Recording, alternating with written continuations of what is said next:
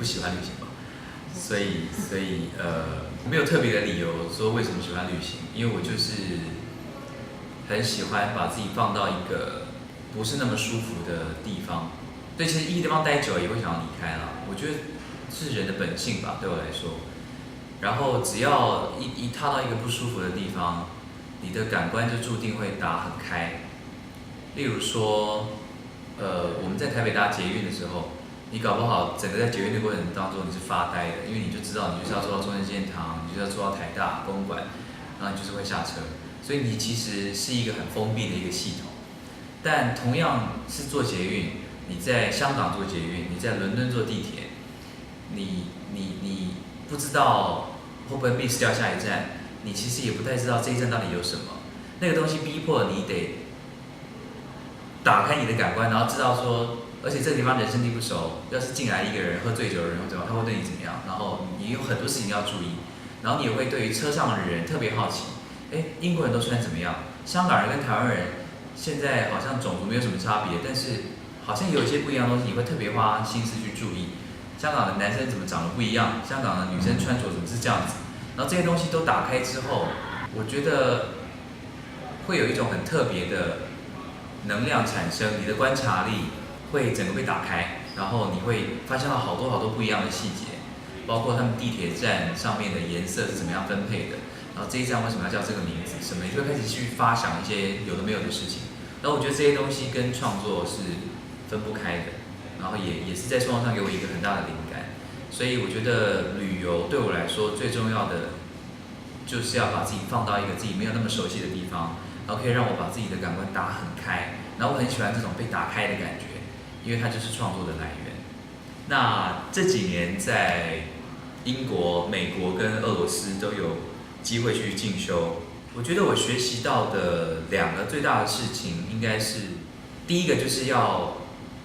有耐心，这样是在陪大家、陪演员、陪学弟妹发展的过程当中，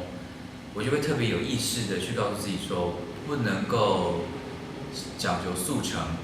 因为台湾太讲究速成了，每件事情这样，然后我觉得也很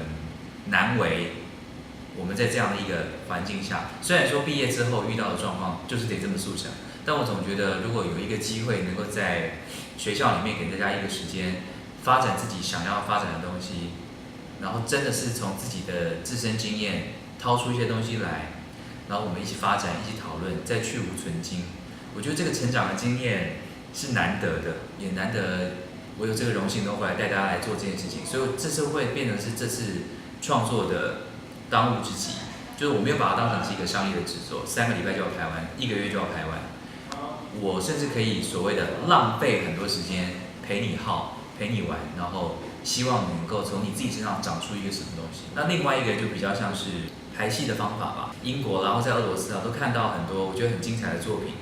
我不知道他们发展的过程是什么，所以对我来说也是一个很大的挑战，是我要去想到底这些导演是怎么玩出这些东西来的，所以我要自己设计一些游戏，设计一些方法，试图引导我的这批演员怎么样可以达到我很喜欢的这样的一个戏剧的类型。例如说，我特别喜欢的几个导演，他们都很会处理转场，因为我很不喜欢暗场，所以我都会在想转场的时候可以怎么玩，然后怎么样让节奏更流畅，怎么样让那个转场是很有意思的，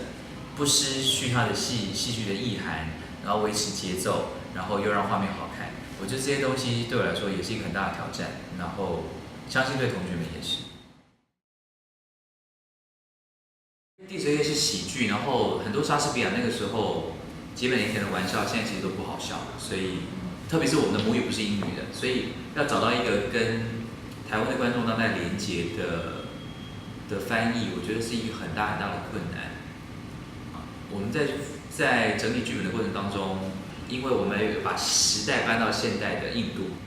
印度很特别的是，我觉得它是传统跟现代的元素是并同时存在于他们现在的社会，所以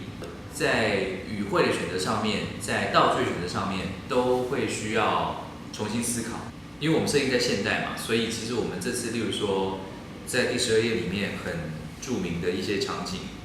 女仆 Maria 她假扮小姐写了一封信给管家 Malvolio 这件事情，我们就会把原本是一个书写的信放到地上让马波流捡这件事情，我们这次就会用 email 来寄，这样，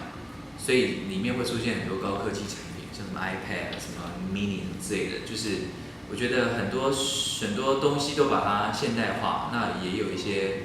不一样的趣味。剩下就不要爆雷太多了，反正大家进去看。